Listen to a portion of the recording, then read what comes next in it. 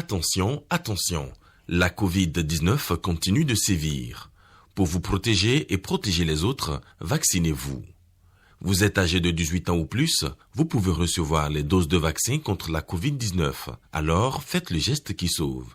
Rendez-vous au poste de vaccination implanté dans les formations sanitaires de votre arrondissement ou de votre commune ou appelez le 136 pour tout renseignement. Les vaccins contre la Covid-19 sont sûrs, efficaces et gratuits.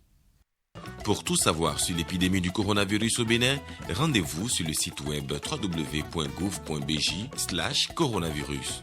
Ceci est un message du gouvernement de la République du Bénin. Un léger remaniement ministériel. Patrice Talon, 2 jours après son investiture, rend publique la liste de l'équipe gouvernementale. Les détails dans ce journal.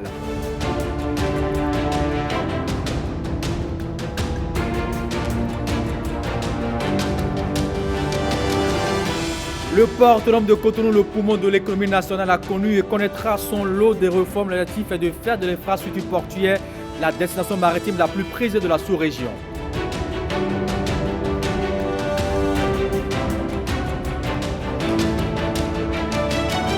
Et puis hier, 25 mai, c'était la journée mondiale de l'Afrique. Léna Kabazarou nous propose dans cette édition un sujet sur le rôle que peut jouer la culture dans le processus de développement du continent.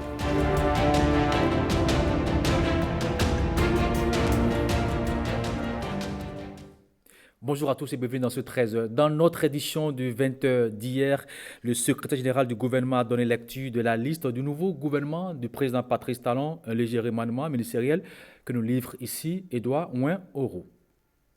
Décret numéro 2021-257 du 25 mai 2021 portant composition du gouvernement.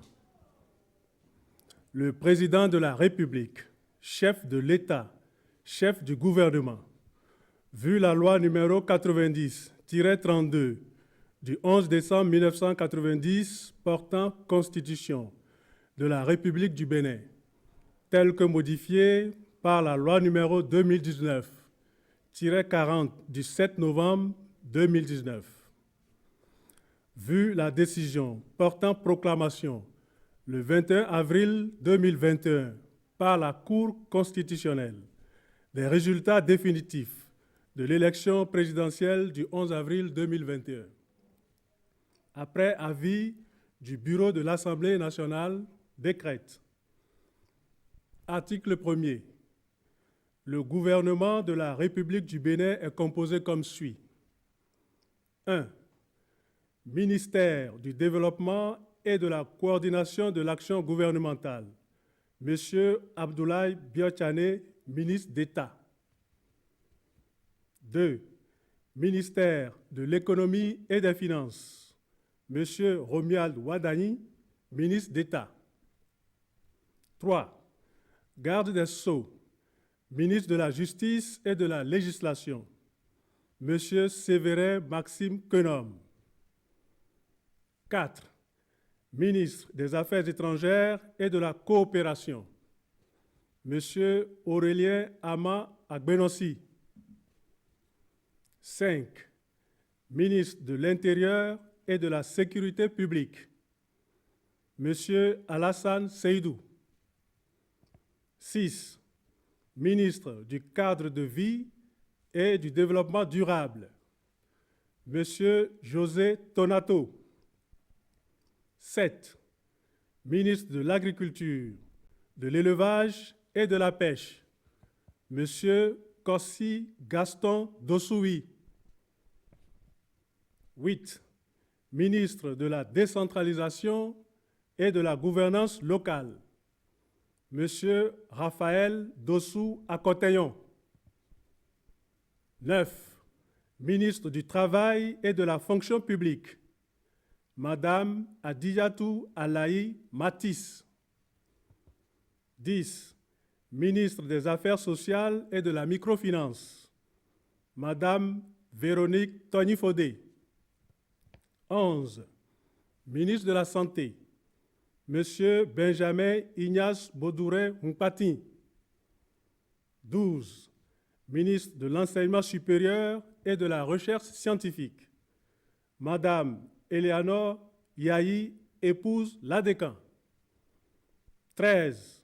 Ministre des Enseignements secondaires, techniques et de la formation professionnelle, Monsieur Kwaro Yves Chabi. 14. Ministre des Enseignements maternels et primaires, Monsieur Saliman Karimou. 15. Ministre du Tourisme, de la Culture et des Arts, Monsieur Bababola Jean-Michel Hervé Abimbola. 16. Ministre du Numérique et de la Digitalisation, Madame Aurélie Adam Soulé, épouse Zoumarou. 17. Ministre des Infrastructures et des Transports, Monsieur Hervé Yves Hekome. 18. Ministre de l'Industrie et du Commerce, Madame Sadia Alimatou Assouman. 19. Ministre de l'Énergie, Monsieur Dona Jean-Claude Oussou. 20. Ministre de l'Eau et des Mines, Monsieur Samou Seydou Adambi. 21. Ministre des Petites et Moyennes Entreprises et de la Promotion de l'Emploi, Monsieur Modeste Tiounte Kérékou. 22. Ministre des Sports, Monsieur Oswald Homeki. 23.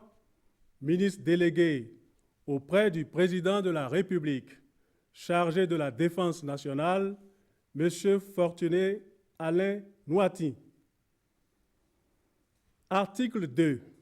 Le présent décret, qui prend effet pour compter de la date de sa signature, abroge toute disposition antérieure contraire, notamment celle du décret numéro 2019-396 du 5 septembre 2019 portant composition du gouvernement.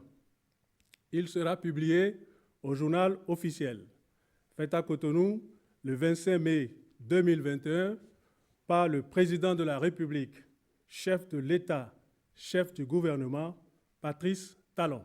Je vous donne lecture du deuxième décret. Décret numéro 2021-258 du 25 mai 2021 portant nomination à la présidence de la République. Le Président de la République, chef de l'État, chef du gouvernement, vu la loi numéro 90-32 du 11 décembre 1990 portant Constitution de la République du Bénin, telle que modifiée par la loi numéro 2019-40 du 7 novembre 2019. Vu la décision portant proclamation le 21 avril 2021 par la Cour constitutionnelle des résultats définitifs de l'élection présidentielle du 11 avril 2021, décrète. Article 1er. Sont nommés dans les fonctions ci-après à la présidence de la République les personnes dont les noms suivent. 1. Secrétaire général de la présidence de la République, Monsieur Pascal Irénée Koupaki, ministre d'État. 2. Conseiller spécial du président de la République, coordonnateur du bureau d'analyse et d'investigation, Monsieur Johannes Dayon. 3. Ministre conseiller aux investissements, Monsieur Ahmed Aguemon. 4. Secrétaire général du gouvernement, Monsieur Édouard Ouin-Ouro. 5. Secrétaire général adjoint du gouvernement, porte-parole du gouvernement, Monsieur Wilfried Léon Wumbedi. 6. Directeur du cabinet militaire, Monsieur Bertin Bada.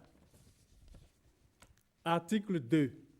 Le présent décret, qui prend effet pour compter de la date de sa signature, abroge toute disposition antérieure contraire.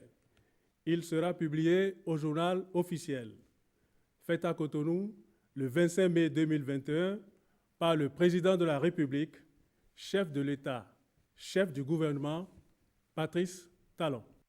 C'était à l'instant Edouard Ouinoro, le secrétaire général du gouvernement. Le premier gouvernement de Talon 2 est tombé en début de soirée, vous l'avez déjà entendu. Quelle est la couleur de ce nouveau gouvernement? Élément de réponse dans cet élément signé Nicanor Kovi. Décret numéro 2021-257 du 25 mai 2021 portant composition du gouvernement. Grosse désillusion pour tous ceux en attente d'un grand chambardement dans le premier gouvernement de Talon 2. 23 ministres aujourd'hui contre 24 hier, 3 sorties pour 2 entrées, soit un taux de renouvellement de l'ordre de 8,33%. Et en termes de renouvellement, Alain Orunla ne portera plus la parole du gouvernement. Le désormais ex-ministre de la Communication et de la Poste disparaît de l'équipe gouvernementale en même temps que son département ministériel tout entier. Autre sortie du gouvernement, celle de Saka Lafia, ministre de l'Intérieur de la Sécurité publique, remplacé lui par Alassane Seydou, ministre de la décentralisation de la gouvernance locale dans le gouvernement précédent. Le nouveau ministre de la décentralisation de la gouvernance locale se trouve être l'un des rookies de la promotion. Raphaël Dossou Akotegnon, l'ancien député de la 7e législature, signe ainsi le retour du PRD au gouvernement en devenant le patron des préfets et des maires. Dans cette nouvelle équipe, la surprise du chef vient peut-être de Kwaro Yves Tchabi, nommé ministre des enseignements secondaires techniques et de la formation professionnelle en remplacement de Maounion Kakpo. Le natif de Tangueta est connu pour être l'un des soutiens du chef de l'État, notamment par ses prises de parole en tant que premier vice-président du cercle des amis de Patrice Talon. Pour le reste, 21 ministres redoublent la classe, maintenus qu'ils sont au gouvernement avec pour certains un changement de statut. Romuald Wadaini, ministre de l'économie et des finances, devient ministre d'État. Monté en grade pour l'Argentier national, qui devra jouir de prérogatives plus larges dans son nouveau costume de super ministre. Dernier, mais non point le moindre, Abdoulaye Biotchane, cacique du régime, conserve son portefeuille qui change désormais de dénomination.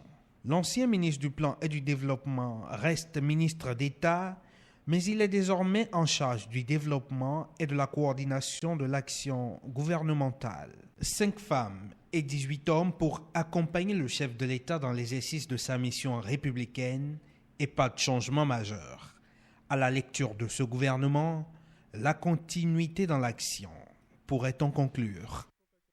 Aussitôt nommée, aussitôt mise au travail, la nouvelle équipe s'est réunie en Conseil des ministres ce mercredi matin sous la présidence du chef de l'État. Occasion pour certains de découvrir le job, occasion pour d'autres de recevoir les nouvelles directives. Nicanor Kovi, Jérôme Bon, Mathieu Sokenou et puis François Zissou pour plus de précision. Talon 2, c'est parti. Mercredi, jour traditionnel de Conseil des ministres à la Marina, même pour la nouvelle équipe commise aux tâches de la République, la veille seulement. Et en milieu de matinée du lendemain, chacun sait déjà à quoi s'en tenir avec le coach. Il faut retenir 3 mots-clés. Détermination, efficacité et résultat. C'est le plus important. Engagement et la détermination, le courage. Jour de rentrée des classes, jour de dépaysement pour les nouveaux élèves, dont certains se tapissent dans les lignes de fond quand il faut prendre la pause pour les photographes. Parmi les petits nouveaux, certains sont venus dans la classe sur la pointe des pieds, tandis que d'autres s'attendent à être tuyautés par les anciens. Déjà, c'est un sentiment d'humilité. Je viens avec beaucoup d'humilité dans une équipe qui s'est déjà construite, qui a déjà fait ses preuves sur les 5 dernières années, et aussi un grand sentiment de fierté d'intégrer cette équipe et de pouvoir travailler avec toute l'équipe et être plus fort et aller un peu plus loin. Ce que j'attends de mes collègues, c'est l'appui nécessaire et je pense que cela ne manquera pas. C'est une équipe et quand on parle d'équipe, cela veut dire que nous sommes en complémentarité. Nouveaux ou pas, ces cols bleus se savent investis d'une grande mission. Occasion pour certains de se découvrir au grand public et pour d'autres de dévoiler leur costume, celui de l'intrus qui connaît la maison. J'ai une carrière d'une vingtaine d'années en banque d'affaires. un peu partout, New York, Londres. Mais l'objectif aujourd'hui, c'est vraiment de pouvoir accompagner l'équipe existante dans la vision du président de la République, travailler avec le ministre d'État chargé de l'économie et des finances, qu'on puisse ensemble voir comment est-ce qu'on peut faire avancer, aller encore plus loin. Parce que comme je l'ai dit tout à l'heure, énormément de choses ont été très bien faites. Et l'objectif aujourd'hui, c'est vraiment de la continuité de ce qui a été déjà fait. Et c'est vraiment tout l'objectif pour les prochaines années. Au travail, disent-ils, qu'importe les horizons politiques d'où qu'ils viennent. Je suivrai scrupuleusement l'agenda du gouvernement, la vision élaborée par le chef de l'État. Ce n'est pas une activité partisane, c'est une mission républicaine. Donc je suivrai, disons, scrupuleusement, comme je l'ai dit, l'agenda du gouvernement et je m'emploierai à me mettre au-dessus de la mêlée quand il le faudra et à exécuter ce qu'il faut pour que notre pays avance. Le noyau dur de l'équipe connaît la chanson. Avec ce coach, sang et sueur à la tâche car seul le langage des résultats est entendu en ces lieux. Je suis conscient de l'ampleur et de l'importance de la mission et je suis déterminé à donner le meilleur moi-même pour que les résultats attendus soient atteints. À l'investiture du dimanche, nous sommes aujourd'hui au premier conseil du quinquennat avec les mêmes objectifs, avec les mêmes ambitions, avec les mêmes déterminations. Nous sommes prêts pour poursuivre cette dynamique et pour travailler d'arrache-pied pour que nos concitoyens voient qu'ils ont eu confiance, de faire confiance au président Patrice Talon. Ministre, une fonction renouvelable, 24 heures finalement.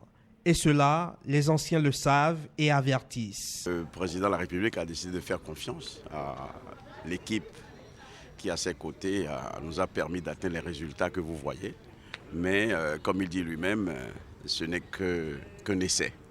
Et il s'agit maintenant de transformer l'essai sous son leadership en tant que capitaine d'une équipe qui a gagné.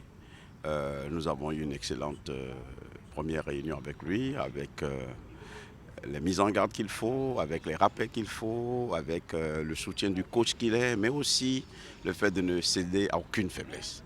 Col bleu, vétéran survivant des gouvernements d'hier ou ministres conseillers, tous affichent la bonne humeur après ce premier conseil des ministres, en attendant peut-être le prochain remaniement ministériel. À peine le nouveau gouvernement est rendu public, les passations de charges ont démarré au ministère de la décentralisation. Alassane Seydou a passé le témoin à Raphaël Cotegnon. Plus de précisions dans nos prochaines éditions.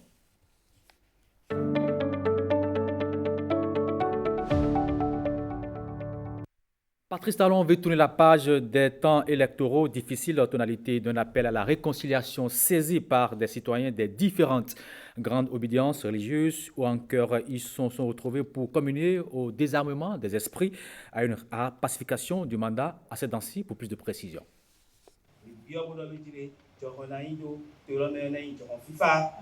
Séance de prière que celle initiée par le cadre de concertation des mouvements et associations politiques. Ici, dans cet espace spécialement aménagé pour la circonstance, quelques âmes dévotes disent leur prière à l'endroit du chef de l'État à peine investi. Si aujourd'hui, nous avons à la tête de ce pays le président Guillaume Athanas Talon et sa vice-présidence Talata, c'est toi qui l'as fait. Nous te disons merci. Nous l'avons mis, lui-même le président, tout son gouvernement et toute la gestion de la République, nous les avons mis dans la main de Dieu. Adeptes du culte vaudou, chrétiens, catholiques, évangéliques ou encore musulmans, tous se joignent ensemble pour prier pour la nation. Que ta volonté soit faite sur la terre comme au ciel.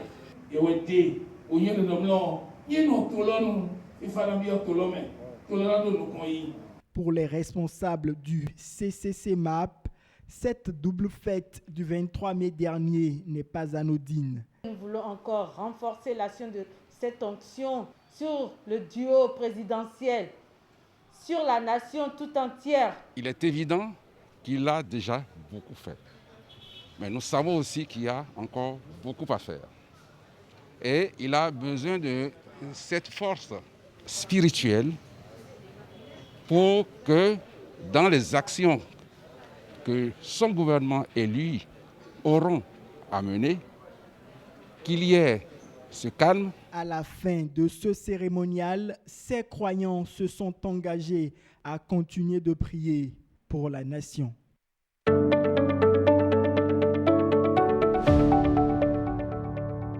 Parmi les grands chantiers du mandat qui s'ouvrent, il y a celui de l'économie maritime. Dans ce journal, nous parlerons des réformes structurelles au port autonome de Cotonou. Dans l'élément qui va suivre, Jean-Claude James et Louis Koudoubo reviennent sur ce que va devenir le port de Cotonou. Voici l'élément. Nouvel ancrage pour les géants des mers en Afrique de l'Ouest, le port de Cotonou, poumon économique du Bénin. Cet office d'État est depuis 2018 sous un management aux normes du port d'Anvers. Avec ce port occidental qui abrite la plus grande écluse au monde, le PAC est embarqué dans un partenariat à 3 dimensions. Restructuration du port de Cotonou, renouvellement de l'infrastructure et amélioration du fonctionnement logistique. Quand on va dans les infrastructures, il s'agit de construire un nouveau terminal, on appelle ça le terminal 5, qui est un terminal vraquier. La rénovation des quais, les quais nord, les quais sud. Et derrière tout ceci, il y a une politique de concession de ces quais. 3 ans seulement que cette nouvelle dynamique a démarré et les premiers éléments d'appréciation sont plutôt encourageants. Après 3 années, on a obtenu une organisation qui fonctionne. C'est une machine. Oui. Les clients, ils trouvent leur chemin à notre port. On a aussi une autre vision de port. Ce n'est pas seulement un port de décharger des navires. Bon, on a développé le concept de logistique, que le port doit être une vraie plateforme logistique pour la région. Le chiffre d'affaires a augmenté de près de 4 milliards. Les résultats nets sont passés à 11 milliards, alors que c'était de moins de 2 milliards en 2017-2018. Et le tonnage a augmenté également. On est aujourd'hui à 11 millions de tonnes. On est en train de partir à 15 millions. On espère 25 millions en 2025. Et donc, c'est des indicateurs. Malgré les difficultés que nous avons vécues, vous connaissez la Covid-19. Le résultat que ces premiers 4 mois de cette année, c'est un record historique de port, de volume, de recettes et tout. Ce vent de réforme va continuer de souffler sur le port autonome de Cotonou jusqu'à ce que l'objectif du gouvernement soit atteint, celui de faire du port de Cotonou une plateforme compétitive. L'objectif du programme d'action du gouvernement, c'est de transformer notre pays en un pays de plateforme logistique. Vous avez vu la zone économique de Glodjibé qui se développe. Donc tout ça mis ensemble amortit les coûts d'exploitation du port autonome de Cotonou. Tu vas voir que c'est un autre port. Dans 5 années, on va changer complètement l'image du port. Pas seulement infrastructure, on a aussi le centre maritime qui va être un vrai centre d'activité maritime, mais aussi dans la mentalité de tous les gens. Le port amorce ainsi le virage de la modernisation. Soutenu par un volontarisme politique, cette dynamique est porteuse d'une promesse, faire du port de Cotonou l'une des destinations portuaires les plus attractives en Afrique de l'Ouest. Toujours au nom des grands chantiers d'infrastructure, la construction d'un échangeur au cœur de Cotonou, avec un projet à réaliser par les constructeurs japonais, un chantier tant attendu au regard des facilités de mobilité urbaine. Jacques Ayadji, le directeur des infrastructures, nous parle de ce chantier. Le carrefour de Védocor est un casse-tête pour la circulation dans la ville de Cotonou. C'est pourquoi le gouvernement a initié ce projet de l'échangeur de Védocor pour régler un tant soit peu le problème de ce carrefour-là. En faisant un échangeur qui prend en compte la circulation ouest-est et est-ouest au niveau de ce carrefour-là pour essayer de déniveler les trafics, pour que les gens ne soient plutôt obligés de se perturber. C'est ça le problème. Je ne vais pas critiquer ceux qui ont été aux responsabilités avant le président Patrice Talon, mais je suis sûr que si c'était le président Patrice Talon qui était au pouvoir au moment où on voulait faire le passage supérieur de Waïra, il n'aurait pas fait ça comme ça. Parce qu'on a voulu régler un problème au niveau de Waïra, mais on a occulté ce qui va se passer peut-être à 200 mètres ou autre chose. C'est pas des critiques, parce qu'il n'y a pas la perfection dans ce monde-là. Mais nous sommes aidés aujourd'hui au niveau de l'administration routière, au niveau des cadres techniques qui sont aux responsabilités, parce que le président que nous avons n'est pas un président qui se laisse compter les choses. Ce n'est pas un président de la République qui gobe tout ce que les techniciens lui disent pour aller présenter un projet au président de la République, Patrice Talon. Il faut se lever très tôt et il faut vraiment se préparer psychologiquement pour répondre aux questions. Et je dis que dans ces conditions, ce passage de Waïra n'aurait pas été fait en occultant complètement ce qui va se passer au niveau de Védecor. Hier, 25 mai, c'était la journée mondiale de l'Afrique. À cette occasion, notre rédaction s'est intéressée au rôle que peut jouer la culture dans le processus de développement du continent. Le sujet est signé Lénèque Agbazaou et Benjamin Denayon. C'est une ressource inépuisable et multiforme, mais elle demeure encore sous-exploitée. Plusieurs chercheurs ont eu à axer leurs réflexions sur ce qu'elle peut apporter à l'essor du continent noir. L'Afrique est riche de sa culture, une culture diversifiée et variée qui peut servir de socle à son développement. Nous portons cette conviction que la culture peut être un levier de développement pour l'ensemble des acteurs et notamment, bien sûr, pour le continent africain sur lequel nous nous trouvons. La culture pouvait être un levier d'inclusion sociale. Si nous avons quelque chose à vendre dans le Conseil des Nations, bien évidemment, c'est notre culture qui est notre identité. Donc en Afrique, effectivement, la culture constitue pour nous la première potentialité avec laquelle nous pouvons prétendre à un progrès. Et quand je parle de culture, c'est dans tout son ensemble. Un ensemble qui est dense et constitue un intrant à même de faire rayonner l'image du continent africain sur la scène internationale. Le seul problème qu'on a aussi, c'est que notre culture est minimisée, notre culture est garée souvent, notre culture n'est pas respectée. Donc ça fait qu'on donne l'ok et l'accord à ceux qui disent que l'Afrique est pauvre, alors que ce n'est pas vrai. L'Afrique n'est pas pauvre, l'Afrique est riche, l'Afrique a tout ce qu'il faut. Les cultures africaines sur les différents volets, art plastique, littérature, mais aussi gastronomie, chant et danse. Et je suis convaincu que de toutes ces initiatives, eh bien, on pourra faire émerger effectivement des initiatives, des propositions extrêmement concrètes qui permettront au continent de se développer.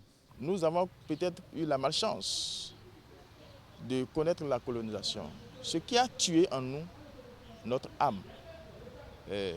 Nos valeurs culturelles ont été suffisamment, reniées et nous sommes acculturés. Un changement de paradigme s'impose et en la matière, le Bénin donne déjà l'exemple. Déjà à la base, il faut qu'on pense à la culture. Voilà pourquoi la décision d'instaurer des classes culturelles, par exemple dans les écoles, c'est très salutaire. Ce n'est pas une décision politique.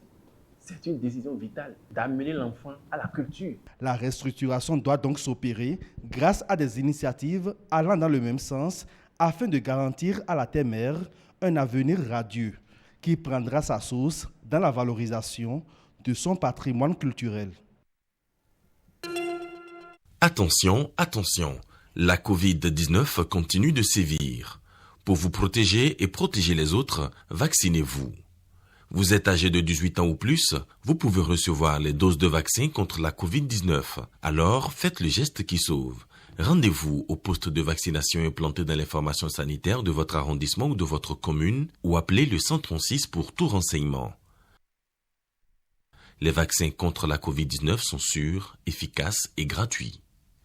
Pour tout savoir sur l'épidémie du coronavirus au Bénin, rendez-vous sur le site web www.gouv.bj/coronavirus.